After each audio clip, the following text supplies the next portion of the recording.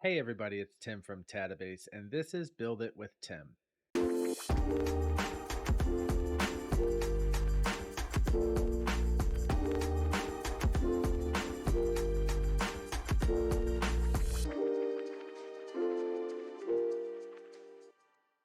On today's episode, we are learning fun stuff with CSS. Basically, what we're going to be talking about today is kind of an introduction into how you can use CSS or custom CSS inside of your Tadabase application. So the goal here is to be able to just kind of get our feet wet a little bit on how we can add some more advanced customization. Maybe we want to just change the background color of our page, or eventually, maybe we want to do something much more complex. Understanding some of the basics here today will help us with that in the future.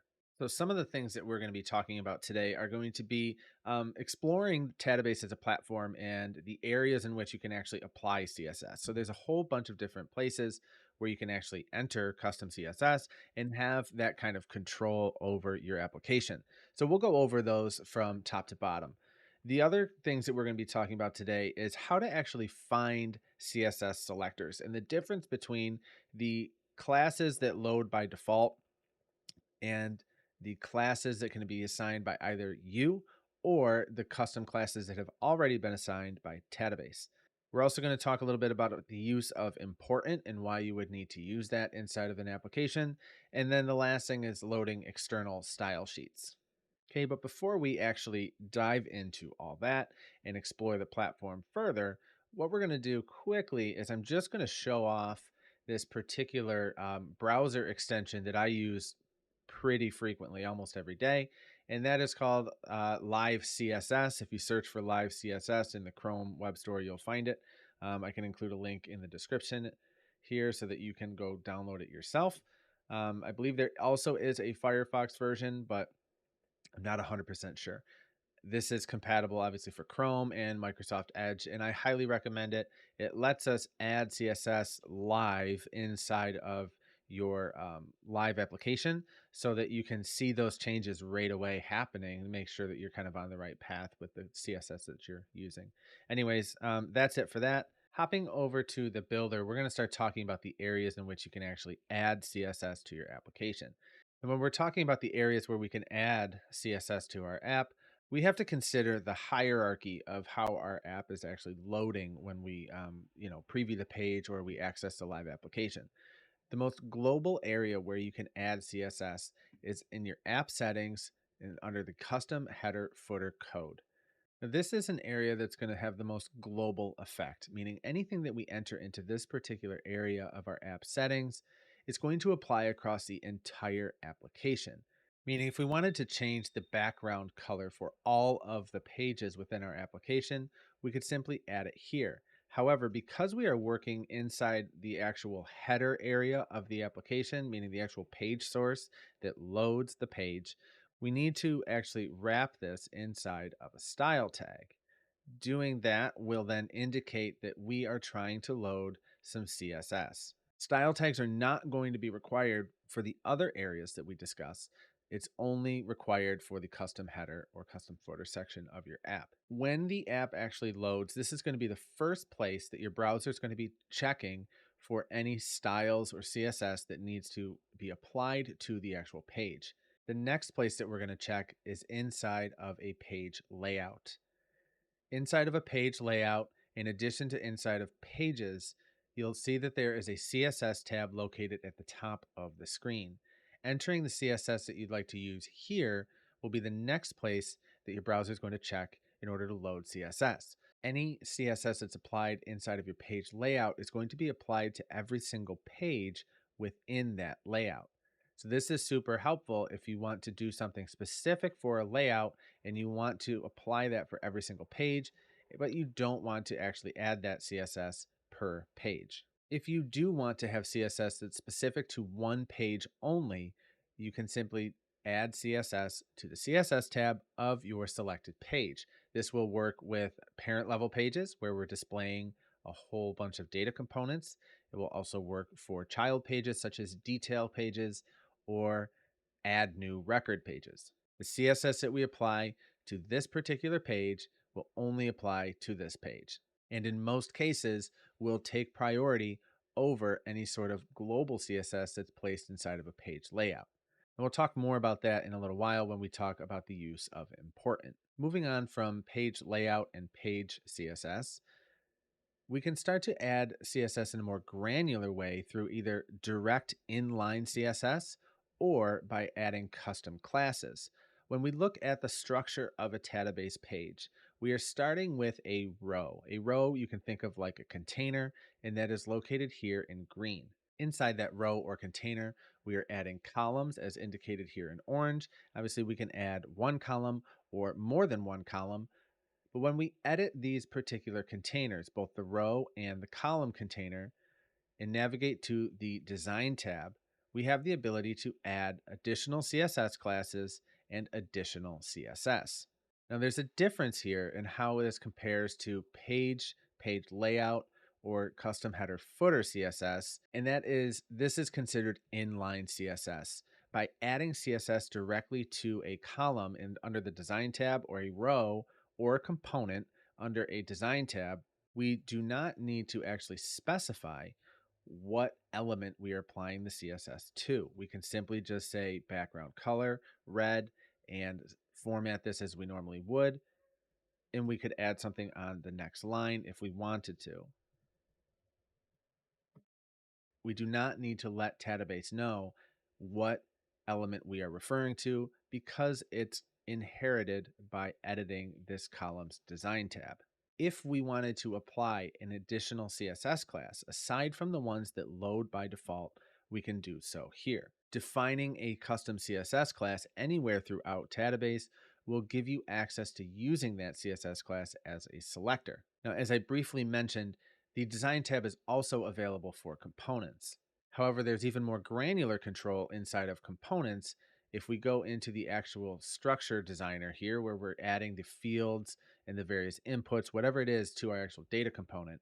After we add a field to the data component, we can click that field, and most of the time you will have access to CSS classes for that field. Now, as an example that we'll cover in a few minutes, I'm going to give this a CSS class of client name. Now that we've covered all of the areas inside of the Tadabase platform where you can assign custom CSS and custom CSS classes, we're going to take a look at the page and we're going to start playing around with how to find selectors and just take a look at some of the things that are available to us. Now, my typical process is to just inspect the page or try to right click on an element that I would like to apply CSS to. If I right click in the middle of the page and hit inspect, it's going to open up the developer inspector, but it's going to try to show me the element closest to where I clicked. So if I wanted to change something like this title, I could right click on that specifically, and it should open up pretty close to where we need. Now, without going into crazy detail, I just want to try to take a look at some of the structure as it's actually outputted in the page source here. You can see that for most elements that load on the page, there is a class assigned to it.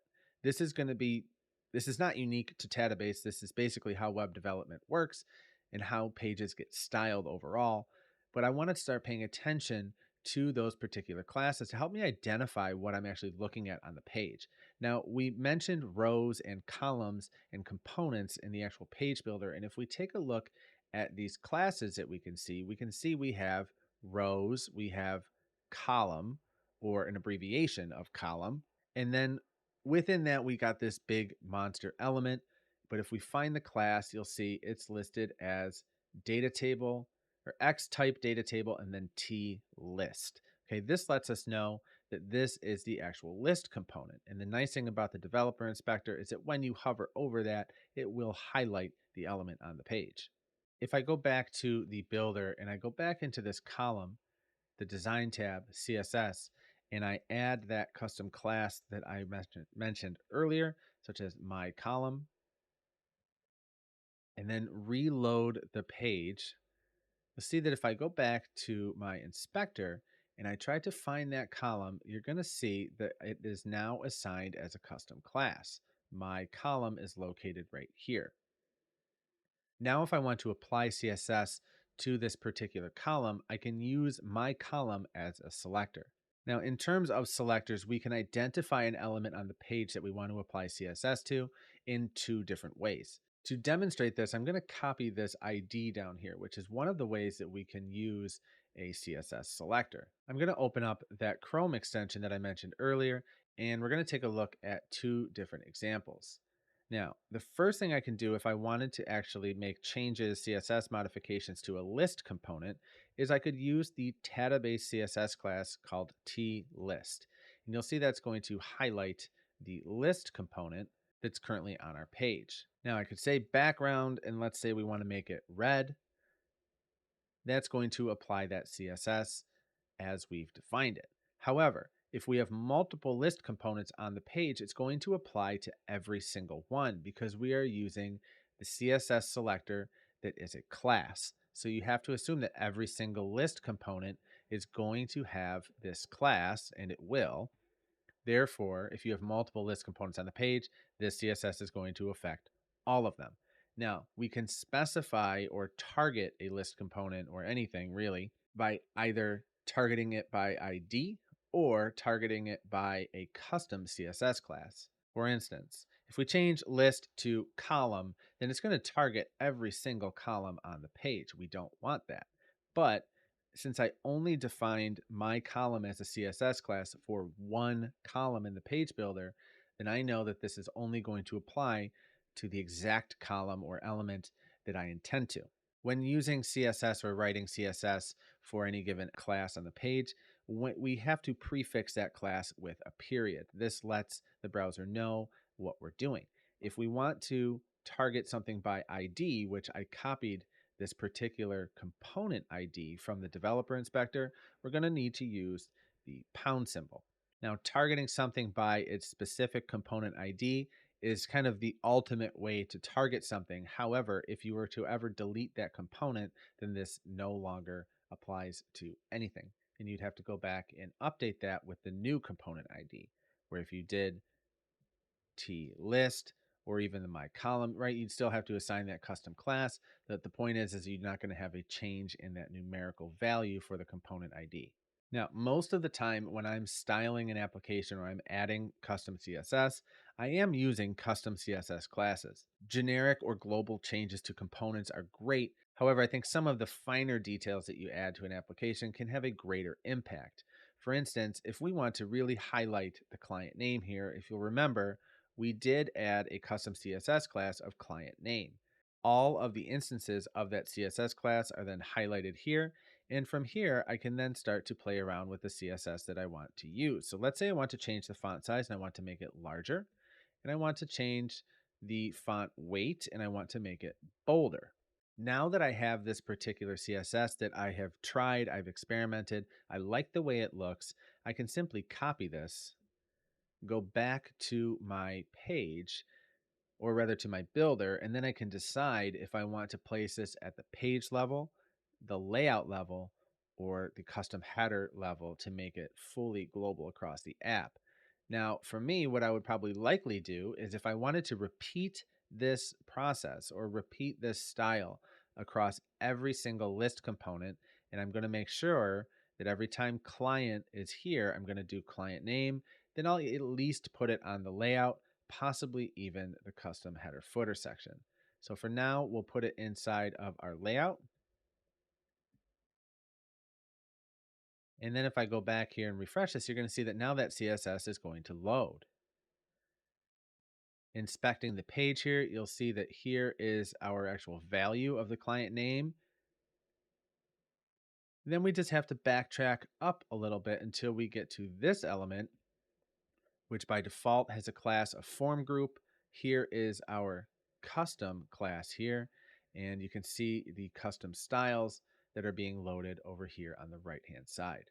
Now, sometimes when we are playing around with custom CSS and there's something that we want to change, you may find that it is not changing in the way you thought it would. For instance, we'll take a look at this button here. By inspecting that button, I can see what's actually being applied here in the style overview, or rather the style column here. I can see that we have this CSS being applied to the following CSS classes. Now, let's say I wanted to add an outline to this particular button. Outline, and I did 1 pixel solid red just so that we can see it. You're going to see that it's not going to show up. The reason is well, two reasons. Number one is CSS is going to read, or it's going to load and process from the top down. It's going to go in very logical order. The next reason is because of the use of important here. Important, when added to a CSS declaration, is going to make sure that it takes priority over any other CSS declarations that match. Okay, so we have outline, unset, important, outline, and this value. If I remove important and place it on the lower style instead, you're going to see well, hopefully you can see that, but it does actually apply that outline. Let me make it a little bit larger so it's very clear, because we've overridden it with the use of important. So there are going to be instances where if you're trying to style your application or add custom CSS, all of the stuff that is already loading within our themes or the component settings or anything that you do inside of the component or row or column design tab, such as a background or border, this stuff is going to take priority. If you're then adding custom CSS like we are here, you will likely have to use the use of important. Bottom line, my point is, if something is not working and you're certain that it should, try using the use of important to override any styles that are being inherited. Now, the last thing I want to talk about is back inside of our builder. Inside of that custom header footer code section, there's a third tab that I didn't mention until now. Now, we did talk about custom header and custom footer, but we did not talk about the resource tab yet. The resource tab allows us to actually load in external files like style sheets that contain CSS through including a URL. I can decide where I want to actually load that particular file, whether that's in the header or the footer, and I can choose what type of file it is. So as an example, if we take a look at what our live application looks like right now, we are using a default theme, meaning there's really no theming that's happening or custom CSS that's happening inside of our application. By adding in an external style sheet and loading it under the resources tab, if I save this and go back to my application, you're going to see that that theme is going to be applied because we are loading that CSS style sheet externally and processing it in your application. I think that's all I really want to talk about for today's video. You can see that even as an introduction into CSS and how to change the appearance or style of your application using custom CSS, there's a lot to talk about and a lot to learn. But if this is something that interests you, I highly recommend just browsing the web for various resources on how CSS works, the different things you can do with CSS, just some of the basics to familiarize yourself with how to make these changes. And hopefully, in conjunction with this video, you now have a decent understanding of where to apply that CSS, why you would pick a certain location to apply that CSS, as well as some tools to help you configure and test and implement that CSS. All right, so thanks so much for watching this week's episode of Build It with Tim. We'll see you next time. Take care.